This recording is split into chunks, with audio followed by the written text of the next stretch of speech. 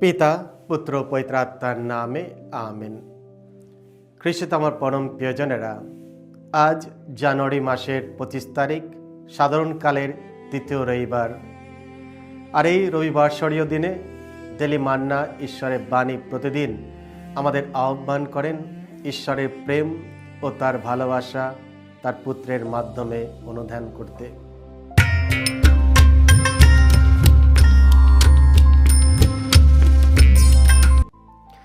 গত রবিবারে দীক্ষাগুরু যোহন যিশুর আসল পরিচয় ও তার এই পৃথিবীতে আসার উদ্দেশ্য আমাদের সামনে তুলে ধরেন এই বলে, ওই দেখো ঈশ্বরের মেষশাবক, যিনি জগতের পাপ দূর করেন। আর আজকে এই সাধারণকালের তৃতীয় রবিবারে মঙ্গল সমাচার আমাদের সামনে যিশুর পরিচয় ও তার মিশনের এক সুন্দর ও শক্তিশালী সারাংশ সংক্ষেপে আমাদের সামনে তুলে ধরেন।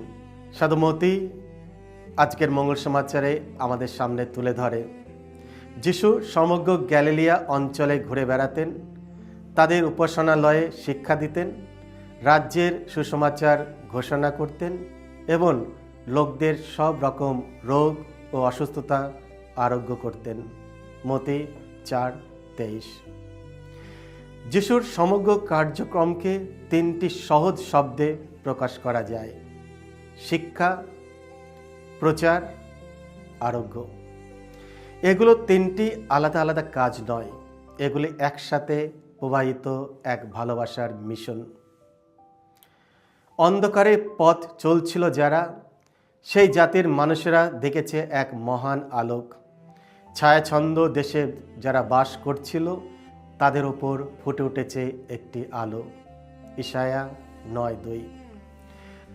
প্রথম পাঠে প্রবক্তা ইসায়া আমাদের স্মরণ করে দেয়, জনগণ ছিল অন্ধকারে, ভয়ের অন্ধকারে, নিপীড়নের অন্ধকারে, বিভ্রান্তি ও নিরাশার অন্ধকারে। এই অন্ধকারের মধ্যেই ঈশ্বর আলোর প্রতিশ্রুতি দেন। যিশুর এই ভবিষ্যৎবাণী পূর্ণ করেন জেরুসালেমের নয়, বরং গ্যালিলিয়া তার কার্য শুরু করার মধ্য দিয়ে। যে স্থান তুচ্ছ করা হতো, যেখানে অন্যান্য জাতির মানুষদের বসবাস ছিল, যা ছিল ধর্মীয় কেন্দ্র থেকে দূরে, সেই গ্যালিলিয়া সাগরের আশেপাশে প্রভু তার প্রথম শিক্ষাবাণীর কার্য শুরু করেন। এটি আমাদের একটি গুরুত্বপূর্ণ বার্তা দেন। যিশু প্রথমে প্রান্তিকদের কাছে যান, যেখানে অন্ধকার সবচেয়ে গভীর, যেখানে আলো প্রথম জ্বলে ওঠে। খ্রিস্টে আমার পরম প্রিয়জনেরা, আজ যদি আপনি মনে করেন আপনার জীবন, পরিবার বা এমনকি মণ্ডলীর অন্ধকারের মধ্য দিয়ে যাচ্ছে, এই বাক্য আপনার জন্য। ঈশ্বর আপনাকে ভুলে যাননি, আলো ইতিমধ্যেই উদিত হয়েছে। আর যিশু কিভাবে এই আলো নিয়ে আসলেন এই পৃথিবীতে?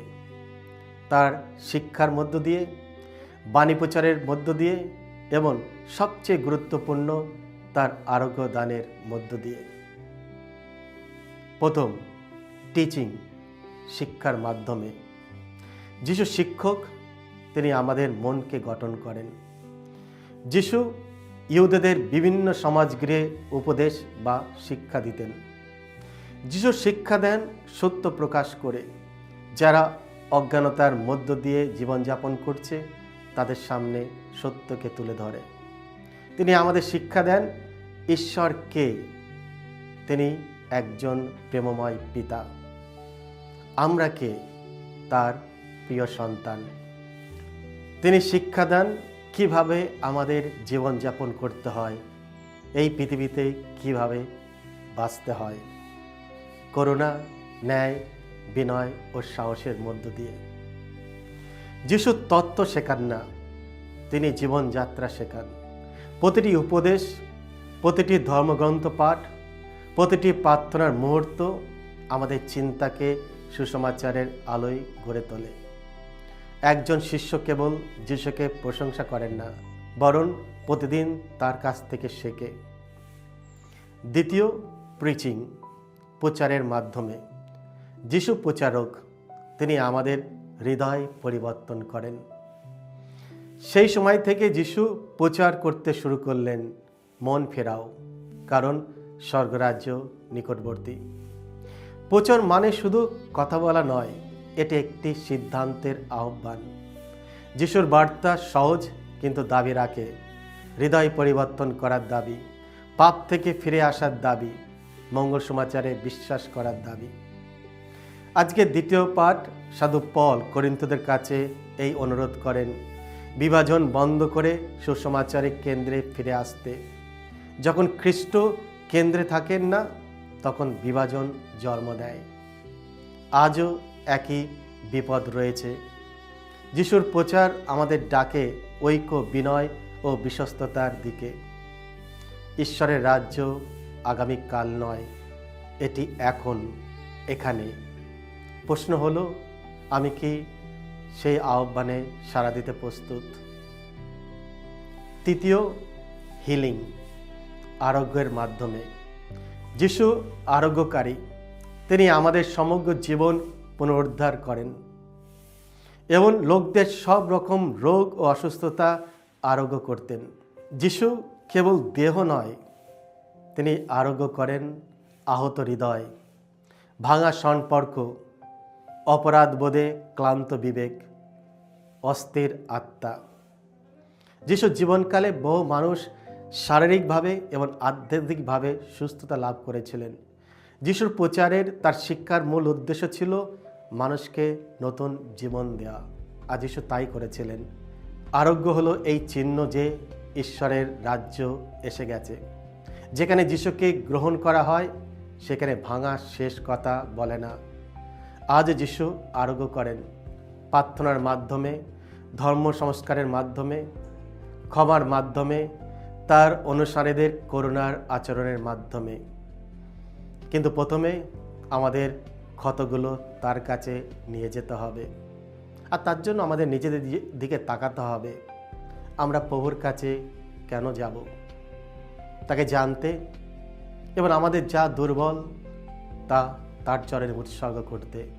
আমাদের মিশন, যিশু যা শুরু করেছিলেন তা এগিয়ে নিয়ে যাওয়ার জন্য। কিসেতে আমার পরম প্রিয়জনেরা, সুসমাচারের শেষে যিশু শিষ্যদের ডাকেন কেন? কারণ তার মিশন আমাদের মধ্য দিয়ে চালানোর জন্য। খ্রিস্টান হিসাবে আমাদের আহ্বান জানানো হয়েছে শিক্ষা দিতে, আমাদের উদাহরণ ও বিশ্বাস সম্পূর্ণ জীবন দিয়ে, প্রচার করতে আশাবাদ ও সত্যের কথা বলে, আরোগ্য করতে দয়া, ক্ষমা ও সেবার মাধ্যমে। আপনি হয়তো মঞ্চে দাঁড়িয়ে প্রচার করবেন না, কিন্তু আপনার জীবনে হবে এক জীবন্ত প্রচার। আপনি হয়তো অলৌকিক কাজ করতে পারবেন না, কিন্তু আপনার ভালোবাসা মানুষকে আরোগ্য দিতে পারে। সাধারণকালের এই তৃতীয় রবিবারে মণ্ডলী আমাদের আমন্ত্রণ জানায় যিশুর দিকে তাকাতে এবং নিজেকে প্রশ্ন করতে, আমি কি চেষ্টা করছি প্রভু যিশুর কাছ থেকে কিছু শিখতে? আমি কি রূপান্তরের জন্য উন্মুক্ত? বা আমি কি আমার ক্ষতগুলো তার হাতে তুলে দিচ্ছি? যিশু আজও আমাদের মাঝে চলেছেন, মনকে শিক্ষা দিচ্ছেন, হৃদয়ে স্পর্শ করছেন এবং জীবন আরোগ্য করছেন। এসব আমরা প্রার্থনা করি, আমরা যেন বিশ্বাসের সাথে তাকে অনুসরণ করি, যাতে আমাদের মধ্য দিয়ে যারা অন্ধকারে রয়েছে তাদের কাছে আলো যেন পৌঁছে দিতে পারি। যিশু বলেছেন, আমি পথ, আমি সত্য, আমি জীবন। যাতে যে পথ, যে সত্য, যে জীবন আমরা খুঁজে পেয়েছি, মানুষ যেন আমাদের মধ্যে দিয়ে সেই একই পথ, একই সত্য, একই জীবন খুঁজে পায়। সকলকে জয় যিশু।